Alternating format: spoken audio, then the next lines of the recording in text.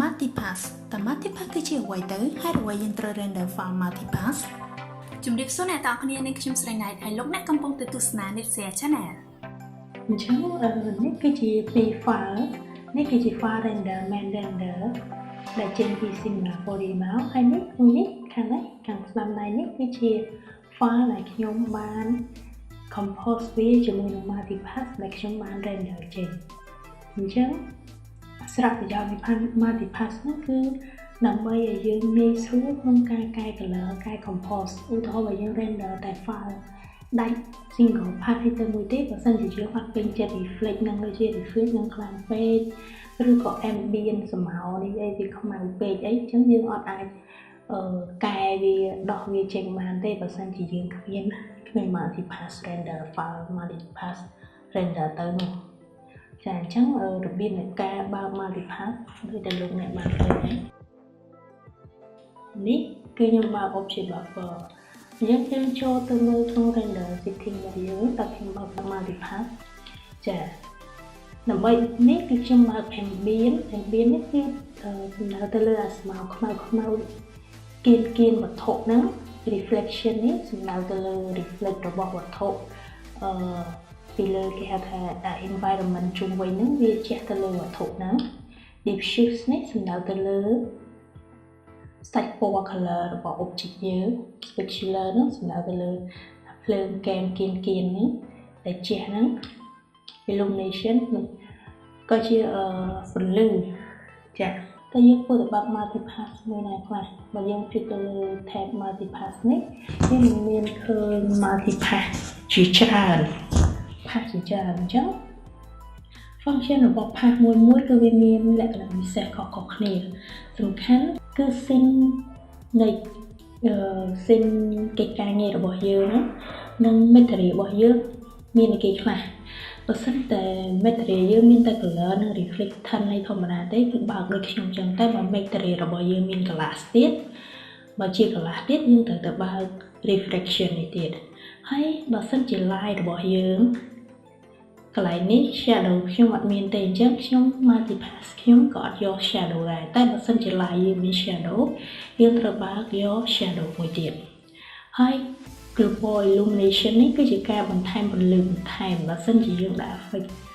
global illumination នៅចេះអញ្ចឹង multipass យើងក៏ត្រូវបើក global illumination ឥឡូវយើងទៅមើល file ដែលខ្ញុំ render file Photoshop multipass ហើយនិង file main render ជា file TIFF ទៅមើលចានេះគឺជា file multipass PSD ហ្នឹងគឺជា file multipass មាន reflect មានអីដែលយើង render មកហ្នឹងហើយកន្លែង render PNG ហ្នឹងគឺជា file main render របស់វាឥឡូវយើងចុចចូលក្នុង multi ចាអញ្ចឹង multipass ដែលយើង render គឺវាមកជាប់បែបនេះអញ្ចឹង illumination គឺ color ពណ៌សហ្នឹងចាឥឡូវខ្ញុំអត់ compose វាជាមួយនឹង illumination នេះឥឡូវ diffuse គឺសាច់ពណ៌ហើយពណ៌ខ្ញុំប្រើប្រាស់ពណ៌ផ្កាឈូកវាចេញពណ៌ផ្កាឈូក specular គឺអាសាញពន្លឺគៀនហ្នឹង ambient គឺអាស្មៅខ្មៅហ្នឹងហើយ reflection គឺជា reflect របស់ environment ចេះចូលក្នុង object យើងឥឡូវ diffuse ពេលអត់ diffuse ទៅយ៉ា specular ambient និង reflection វានឹងចេញមកបានទាំងរូបរាងបានវាស្អាតអញ្ចឹងការងារមួយគឺវាបូកបញ្ចូលរួមទាំង element ទាំងអស់នឹងចូលហើយសូមមើលទៅមើល mode នៃការ mix blend របស់យើងគឺយើងមិនមែនដាក់ normal ទេភាគច្រើនគឺយើងដាក់ linear dot add ឬក៏ screen ឬក៏ overlay តែឥឡូវយើងចូលទៅមើល file ដែលខ្ញុំបាន compose ហើយចានេះ file final ហ្នឹងគឺ file ដែលខ្ញុំ compose multi ជាមួយនឹង file render ហ្នឹងចាអញ្ចឹងខ្ញុំដើម្បីឲ្យស្អាតខ្ញុំដាក់ effect ច្រើនដូចជា photo filter brightness និង curve ពីច្រើនគឺយើងតែងតែប្រើប្រាស់ effect curve តែម្ដងចាឥឡូវនេះយើងចូលទៅមើលក្នុងក្រុមនេះគឺក្រុម multipass យើងចាអញ្ចឹងដូចលោកអ្នកបានឃើញខ្ញុំប្រើប្រាស់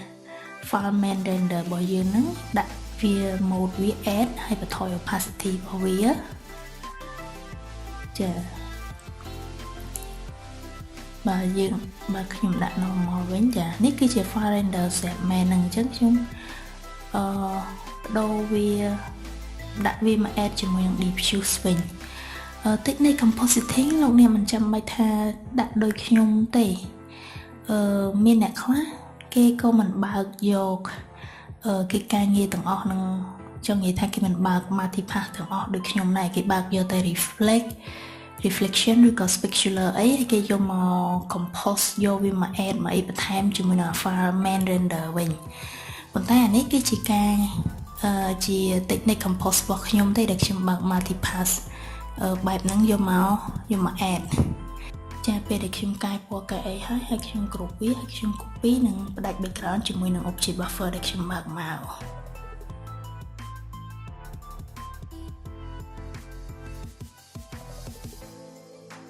ចាអរគុណច្រើនសម្រាប់ការទស្សនា Nitshare Channel ជួបគ្នានៅវីដេអូក្រោយបាយបាយ